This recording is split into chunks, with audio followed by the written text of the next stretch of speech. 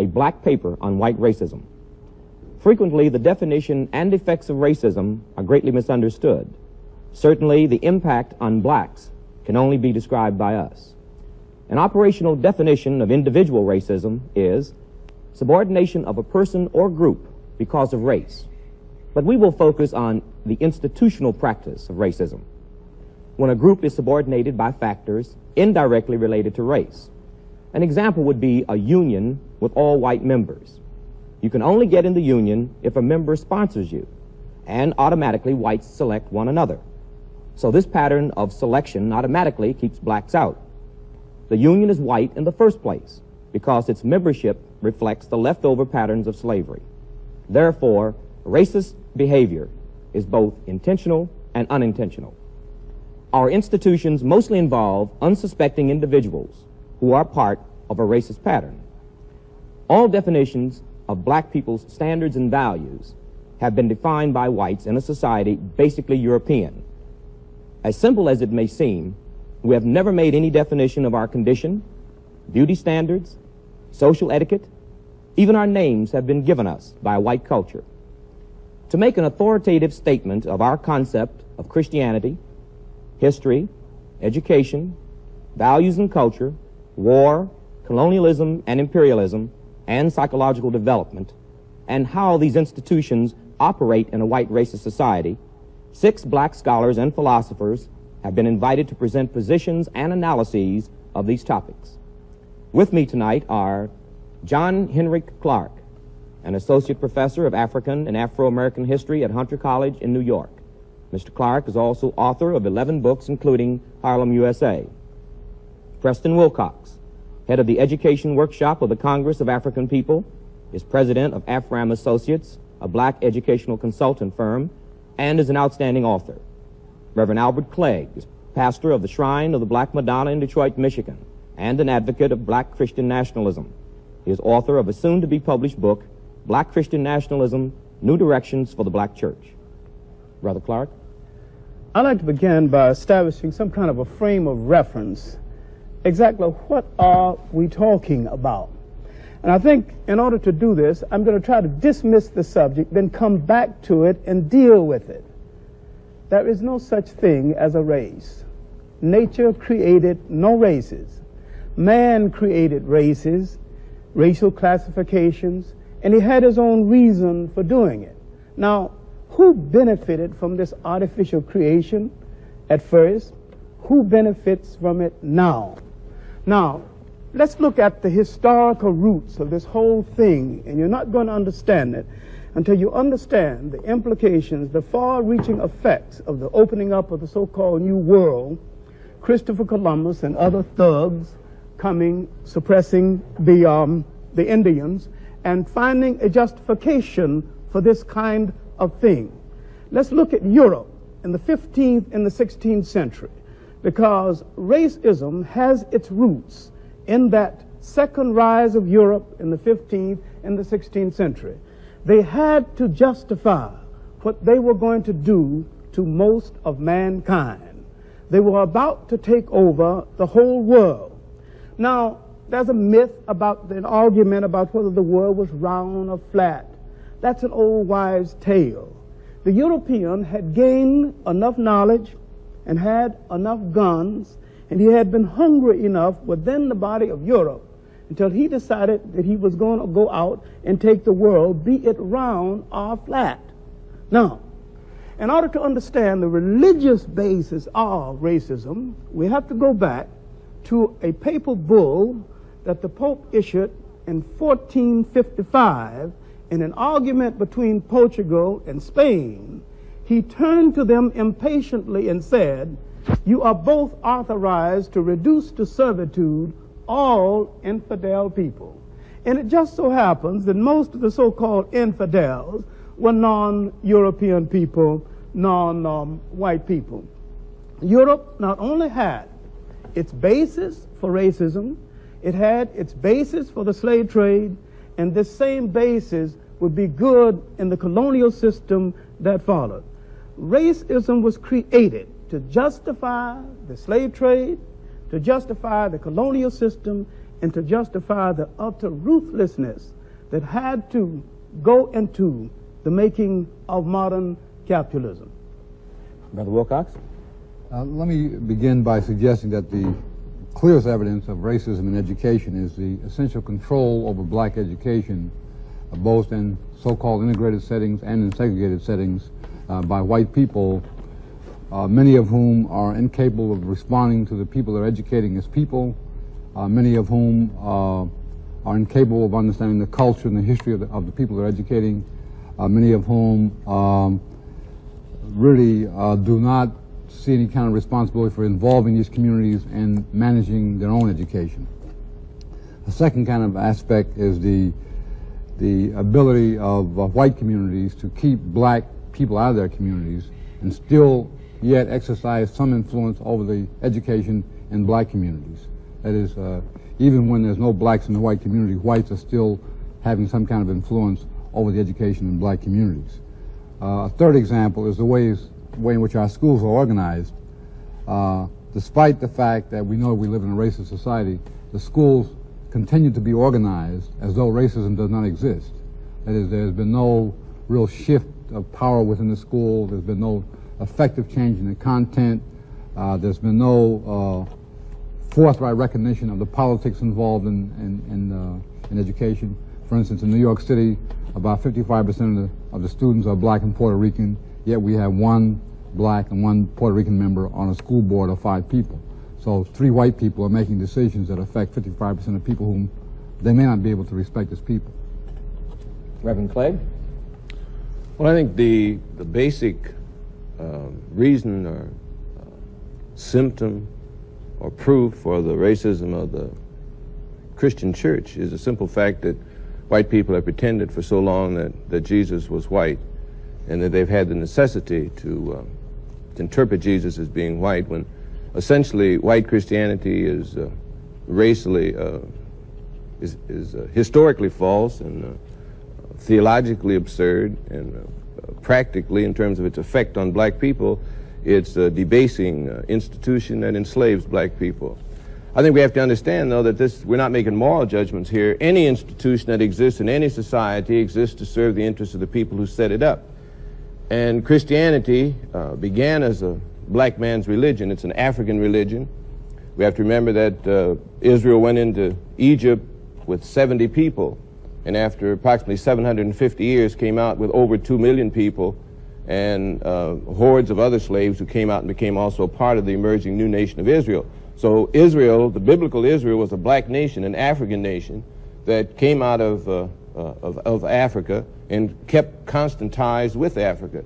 And so we have to remember then that Jesus was a black Messiah, not a white Messiah, and he comes out of the whole historical background of Africa, of African traditions, of African history, of African culture, the concept of communalism, the concept of a chosen people, the concept of kingdom of God on earth. All these things were out of African tradition, not out of the white man's tradition. And Jesus was essentially a revolutionary Messiah who was trying to lead a black people in a revolt, in a struggle and conflict with a white Gentile oppressor.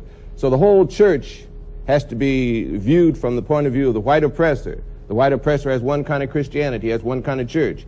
The black church has to become independent and go back to the historic African roots of Christianity, because the slave church that the white man set up for black people tends to continue the enslavement of black people. So the black church has to become again a revolutionary instrument in the hands of black people, controlled by black people, fighting as Jesus fought for the liberation of black people against white Gentile oppression. I'd like to continue from Reverend Clegg's point and deal briefly with image, because image is the paramount factor in keeping racism alive. Now, exactly when did the Christian church become white, in as much as Christ is described in early literature as being swarthy and having hair like sheep's wool, and that's surely not a Caucasian's hair. The first image of the church, the first image of the Madonna was the black Madonnas, and these black Madonnas were very prevalent in the churches of Europe. Up until the 16th and the 17th century, there was no white Madonnas in the churches of Europe. And some of the churches of Europe to this very day have black Madonnas. All right. At what point did Christianity become all white? And at what point did Christ become a blonde, blue-eyed person that hangs in your churches, and with a haircut and a uniform, he'd probably be a good Nazi? All right.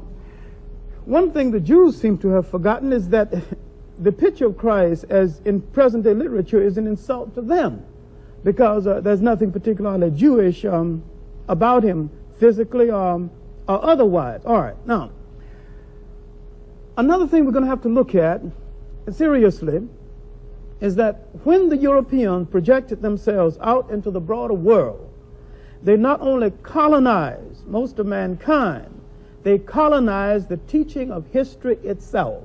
And gradually, so many things black became white. I'd like to just say one little word about when did Christianity become white.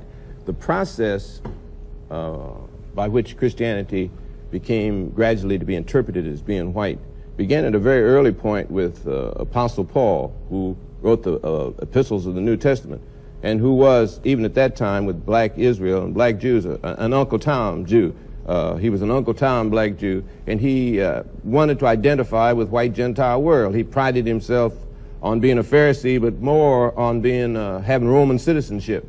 So as soon as he had sunstroke on the Damascus Road and said he's been converted, he started out to take the Christianity, the teachings of Jesus, to the Gentile world. Now, he could not take the revolutionary teachings that Jesus had actually taught, because Jesus was a zealot, and they were engaged in revolution. I mean, open revolution. He was one of the zealot leaders at that time. So he couldn't take that to the Gentile world. So he had to make an image, a symbol out of Jesus on the cross, which was compatible with the heathen symbolism of the Roman and Greco-Roman heathen world. So he made Jesus a kind of a heathen symbol that he could take to the Gentile world. And the whole writings of the Apostle Paul tend then to destroy the basic African background of Christianity and to make it compatible with the Greco-Roman heathen world. So it began there. But the actual identification of Christianity as being a white religion didn't really take place until the 14th, 15th, 16th centuries, when the pictures were being painted and paid for by the Catholic Church. At that point, white people had decided to declare black people inferior. And so the whole concept of Jesus being black, of the Madonna being black, was unacceptable to white people at all. A whole new type of slavery was beginning to emerge. The old type of slavery in Egypt, Joseph was a slave who rose to be second only to Pharaoh. A whole different concept of slavery. You were a slave only in the terms that your labor was taken. But gradually the white man declared that anyone who was non-white, who was enslaved, was declared to be inferior, therefore had a whole different kind of existence. So the whole gradual thing was a part of the slavery process that Dr. Clarke mentioned, a part of the betrayal of the Apostle Paul, and a part of the fall of Jerusalem and the fort, and when Jews were scattered all over the world. We have to remember one thing I think is very important, that the white Jews that we see today have no bloodline connection with the Jews of the biblical period. They were converted to Judaism in Europe and in Russia. They were converted and have no bloodline connection with the black Jews who make up the biblical Israel that the Bible writes about and of which Jesus was a part. Well, what happened to the black Jews? The black Jews are still in existence. There are black Jews in America. There are black Jews all over Africa. There are black Jews in Palestine. There are black Jews everywhere. Diane's daughter complained not more than 2 years ago that black Jews had moved on either side of her house, and therefore her property had depreciated in Palestine.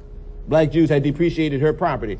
Jews had moved directly from Palestine to India, and the community celebrated its 1900th anniversary or something, and they had white Jews who had emigrated from Europe and black Jews who had originally come from Jerusalem at the fall of Jerusalem, had an uninterrupted straight line of connection from the fall of Jerusalem to India. All over the world there are black Jews, but the Zionists Jews who had been converted to Judaism have taken over the control of the definition of what Judaism is, as white people do with anything. If they come into it, they take it over and define what it is, as you stated in your introductory statement. So we have to remember that white Jews, when you see them on the street, are not the Jews of the biblical period. And that sometimes confuses black people who ought to be black Christian nationalists. See, one of the things I'm hearing from both of the brothers is that not only have whites tried to deceive blacks about the realities, but they, in effect, deceived each other about the realities. That is, I'm sitting here thinking about the institutions in society, all of which are racist, you know, which whites created and which whites have used in order to advance themselves, but never at any point stopping and recognizing, for instance, that the prisons have nothing to do with rehabilitation, or that the courts, in most cases, really have nothing to do with justice. What about schools? The schools what really specifically is a racist pattern, in your opinion, as far as the educational process or the schools is concerned? Well, I would say that the overwhelming educational process that is racist is a tendency to educate people against their own interests. That is, to educate black kids to hate themselves, to educate blacks to feel alienated from their own people, to educate blacks to become advocates for the mainstream against their own community. Well, how is that done, specifically? Well, I would say that, you know, the traditional educational process is, number one, the concealing of the truth about history, the educating of black students away from the problems of their own community. For instance, very few black students on college campuses are enabled to use their minds to work on the problems that bedevil the black community, like sickle cell anemia, or the housing problems, the drug problems that are imposed on the black community by the outside. Very few black students on white campuses or any campus are spending their energies and their minds on trying to find solutions to those problems. In most cases, they're being educated, say, with the drug problem to learn how to use methadone. No. Now, look, let's deal with our own historical naivete. Until we deal with it, we're not going any place. Black people have no right to expect anything from this establishment because it wasn't set up for them. They wasn't brought to this country to be given democracy. They was brought to this country to do some work, to labor and to obey. And once the machines made a whole lot of these jobs obsolete, it tended to make a whole lot of the people obsolete. Now, we keep worrying about the American promise and the American dream, and we forget it wasn't made to us. And the white man has not betrayed anything because he didn't promise us anything in the first place. Now, the role of institutions in a society is to reflect the power that controls that society. So we have American institutions arrayed against us. And we naively expect these institutions to reform themselves, because if they reform themselves, that's tantamount to presiding over their own demise. I'd like to say one thing on that. I think the question you asked is how do the schools accomplish this? I mean, you were concerned about the process. I think we got to understand that there's no such thing as objective truth, which is implicit in everything Dr. Clarke says. That white people use the institutions to accomplish white purpose. The white purpose is to maintain a power position and keep everybody else in a subordinate, powerless kind of position. Now that's the institution's purpose, and that's the way it functions and how it functions. And we got to realize then that everything that the schools teach is designed to fit into that purpose. The schools teach not objective truth, but what the white man wants to project as truth. Now that's from the very kindergarten right straight on through. Well, for example, what? Sociology.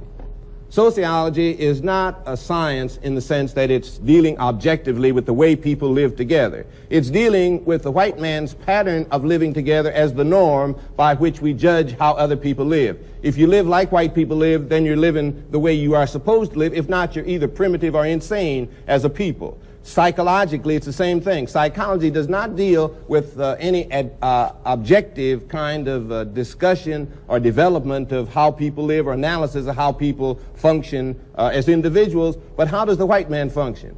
If the white man does it this way, then this is the norm by which we judge all other people. If the white man is violent, then actually all people have to be violent to be normal. If you're not violent, obviously there's something wrong with you and you should be in an insane asylum. The whole pattern that's set up as a norm for human behavior by psychologists, the whole library full of it. Psychiatrists, everybody that's dealing with it is dealing with it from a white point of view. So they teach white children, black children and white children, to look through white eyes. From the kindergarten on, the black child is beginning to look at the world and interpret it through white eyes. Everything he is wrong. Everything that exists in his community is wrong. And we ought to declare that white music really is no good, that white psychology is no good. The white man either acts like we do or he's insane. White sociology is no good. The very structure of white society indicates that white people, obviously, in social structure are either insane or they're abnormal. So we have to project then a black psychology, a black sociology, a black music, a black history that takes in the realities and that is essentially sound, as opposed to the mythology that the white man has developed out of his own ignorance, for one thing, out of his non-creativity, because the white man has never created anything. He's stolen things but never created anything. He cannot actually deal with history, because history is a recital of his total failure and his total absence of making any genuine contribution to the world. If we define a black psychology, a black sociology, where will we use these? Where would we use? We'd use them first to unscramble our own mixed up minds. If we could understand that black psychology is the psychology that the black man has to have if he's going to escape from powerlessness in a white man's world. Now, the struggle is a struggle between black people for power and white people to keep power. Now, all we're dealing with is a power struggle. Every institution that the white man has, he uses in this power struggle. There's nothing wrong with that, nothing immoral about it. Any people would do that. When we get on top, we're going to do exactly the same thing. We're going to use every institution to perpetuate black power. And the white man's going to have to fight up from the bottom again for another, 100 million years trying to get back to a position of power. There's nothing wrong with fighting for power, but the thing that's wrong is for powerless people to accept their powerlessness and to accept the definition by which they are maintained powerless and to accept the institutions which perpetuate their powerlessness. So that's why I think the black church has to become a power base for black people in changing this total institutional conception structure that black people are living in. We've got to use it as a base to spin off all the institutions that black people need that come from a black perspective, a black orientation, and are concerned with black power as opposed to white power. Let's go back to this value, and I think I don't think we've gone over it too well. We need to look at what kind of societies did black people come out of? What happened before this interference? Now, we came out of basic pluralistic societies, but we came out of sharing societies where nobody was very rich and nobody at all was poor. Now, an African in these societies would no more kill a deer and say, "This is mine," than he would fly, because he didn't think that way. He thought of all property as belonging to the total community. Now, we were brought into a society as slaves just at the time the concept of private property and capitalism was getting well underway with the backing of the church. Now, there is a clash between the values of, the best values of the society we came out of and the society that enslaved us. And too many of us are tied up with these values, the sacredness of private property. What is so sacred about private property? What is so sacred about one man taking upon himself more than he could use in a lifetime while people walking by this mountain of wealth starving? Nothing particularly sacred about this. And these things did not exist in these old societies until these old societies began to have internal differences, and the European came in, and the African naively permitted him to arbitrate an African family dispute until we understand that up on sight, the African invited the European for dinner. That's the first thing he did. The Indian invited the European for dinner. The Polynesians invited the European for dinner.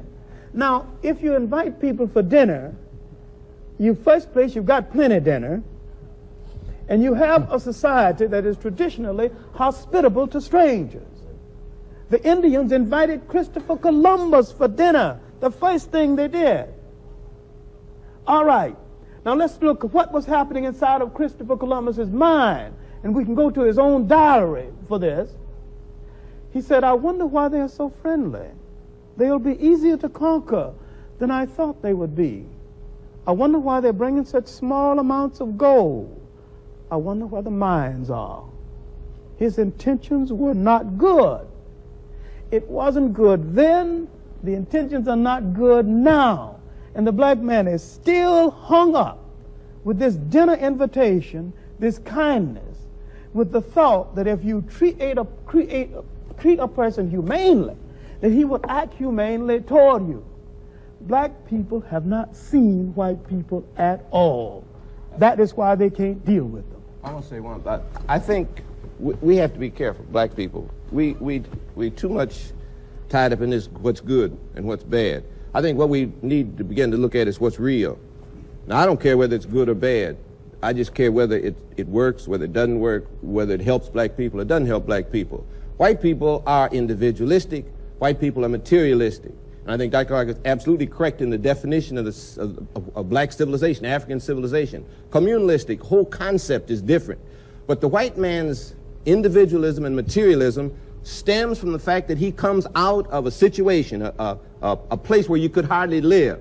You know, the barren land where you could hardly grow, no resources, where they had to fight each other just to keep alive, and where each person had to try to steal all he could to keep somebody else from getting it so he could stay alive. Now that builds individualism and materialism. Now he didn't have much in the way of materialism, but he had the need, the desire, so he built ships, he built guns, everything in order to take something from somebody else. Now you got to realize that the black man came up in a wholly different kind of environment, where there was everything that a person needed. They didn't have to cheat and lie and steal to get enough to eat. Enough to eat was everywhere. Nobody had to take from somebody else. All the resources of the world were right there in the ground. They had everything. They didn't need to build ships and go conquer someplace else. If Africans built a ship, where would they go? Any place they went was worse than where they were. But the white man could build a ship and go any place, because any place he went was better than where he was. Anything that he could take was better than what he already had. So we're dealing with the cultures of two people that stem from the kind of situation in which they live. Black people today are trying to be individualistic and materialistic because we are now in a slave culture. The white man has dominated us so completely, we try to accept his values. What we've got to do is reject his values, go back and accept the old values that come from Africa, our own historic black values, and have a black value system that we put in opposition to the white man's materialism and individualism. Thank you very much, gentlemen.